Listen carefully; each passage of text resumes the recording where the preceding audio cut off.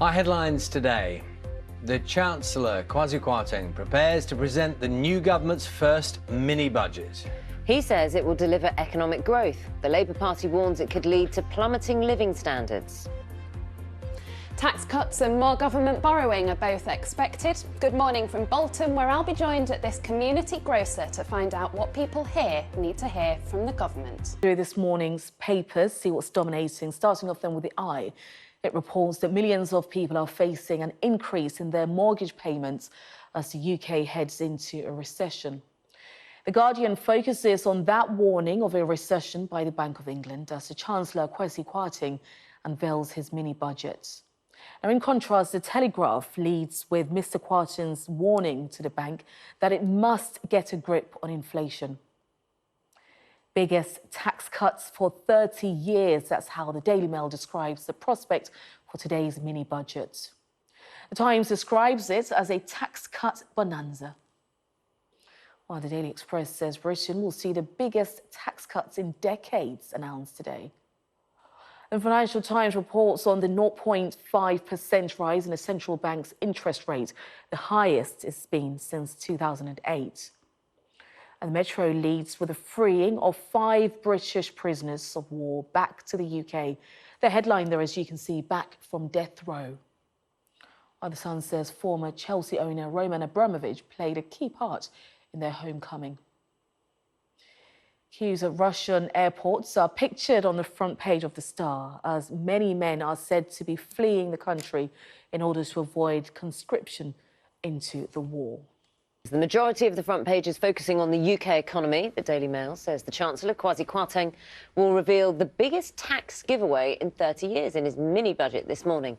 The paper says the government's growth plan includes 30 measures to drive down taxation, tackle high energy bills and curb inflation.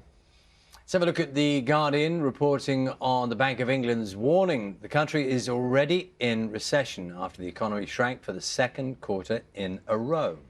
Other news to bring you, The Sun has an exclusive story which claims that the former Chelsea football club owner, Roman Abramovich, played a key role in negotiating the release of 5 British nationals held by Russian-backed forces in Ukraine.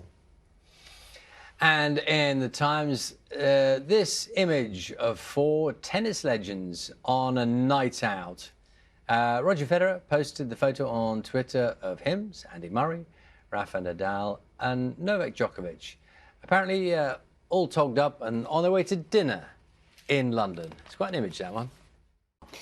There's a Cornish castle immortalised in British mythology as the place of King Arthur's conception, and it's at risk of tumbling into the sea. Climate change is increasing the pace of coastal erosion. Tintagel Castle is one of several sites at risk of being lost forever. English Heritage has warned as rising seas pound the coastline. Jonah, with that spectacular scenery behind you, tell us what's happening there.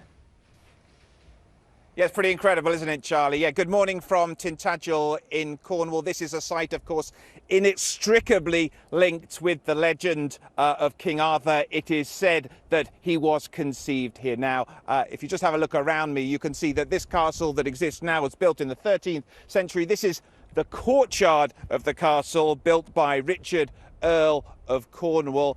And if you just look a little bit further into the distance there, you can see this was once connected by land. There's now a bridge. Erosion is nothing new here at Tintagel. They have been basically fighting the elements ever since this castle was born. But the reason that we're here today is because English Heritage, which is the charity which basically manages most of the castles, forts and walls around England's coastline, are raising the alarm. And what they are saying is that they're losing land at an alarming rate due to erosion and due to climate change. Because the sea level is rising, waves are bigger, they're hitting the coast harder, and the land is disappearing more rapidly. Now, what English Heritage are saying is that they need more money. They need more money to put sea defences in place, they need more money to repair walls, and today they've highlighted 6 sites, including Tintagel, including Hurst Castle in Hampshire, which has seen a wall collapse last year because of erosion from the sea. They are asking